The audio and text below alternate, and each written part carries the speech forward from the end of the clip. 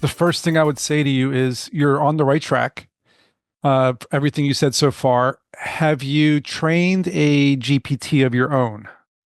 I don't even know what that means. Right. Most people don't. And what I'm going to say now, most people don't know this, but it's very important if you plan on being proficient at AI and you plan on going to the next level.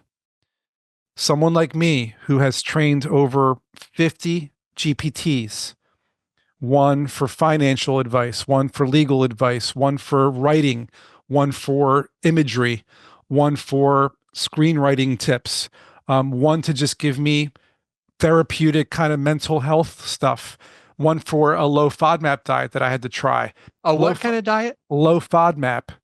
I've heard of that, but do you mind just telling me what it is? So, I can't recall. Getting older, and all of a sudden I started getting some stomach pains and stomach issues, and the doctor told me try the low FODMAP diet. And so, of course, being me, instead of learning about it, I got all the information I could get on it online, PDF books and blogs and articles, and trained the GPT to be specifically and only an expert at the low FODMAP diet.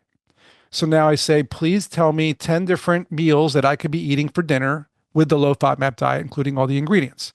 Now, a regular GPT or ChatGPT or regular AI might do it okay, but it might throw in things that are not low FODMAP. So point is, the more specific you train a GPT to be, the more curated the answers are going to be, the more specific and detailed they're going to be, and you're not going to get thrown off by other things. It's going to be very specific. So it also matters what you train it with. So the material that you give it, the documentation that you give an AI.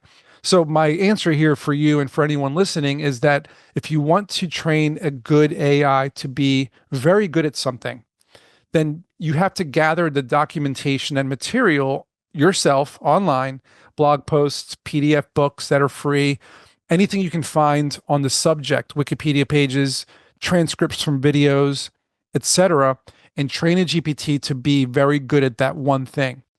Then there's also the prompt, the instructional prompt, to train it how you want it to act, talk, give you the answers in what format, and that sort of thing. So maybe you want it to talk to you like it's 5 years old because you're writing a children's book. So you're going to create a GPT that is an expert at writing children's books and always talk to you like you're 5 years old. It's only going to ever do that. But if you tell a GPT to do that, like ChatGPT generally, it's drawing it from like all the material that it's gotten from the internet in general versus just the world that you're creating for it. Think of it like a box. You're putting it inside of a little box and saying, here, that's what you do, not the world. So okay.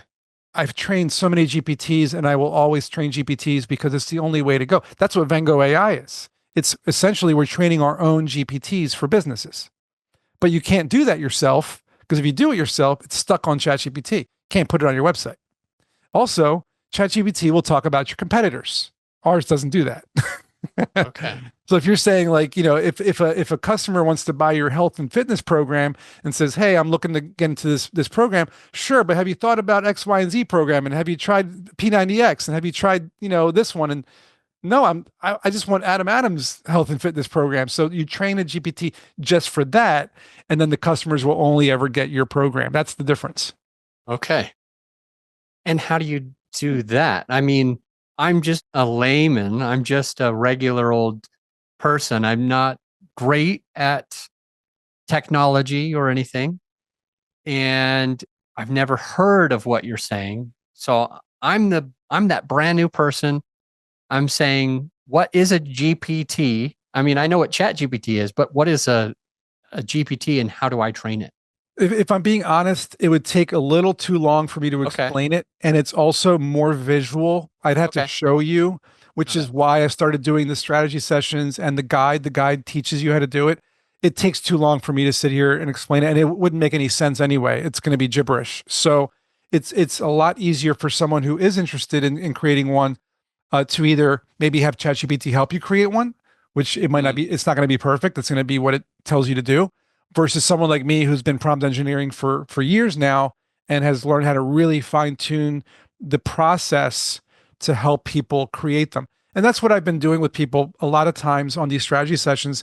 They get me for 30 minutes or 60 minutes, and I say, what is it that you want to do?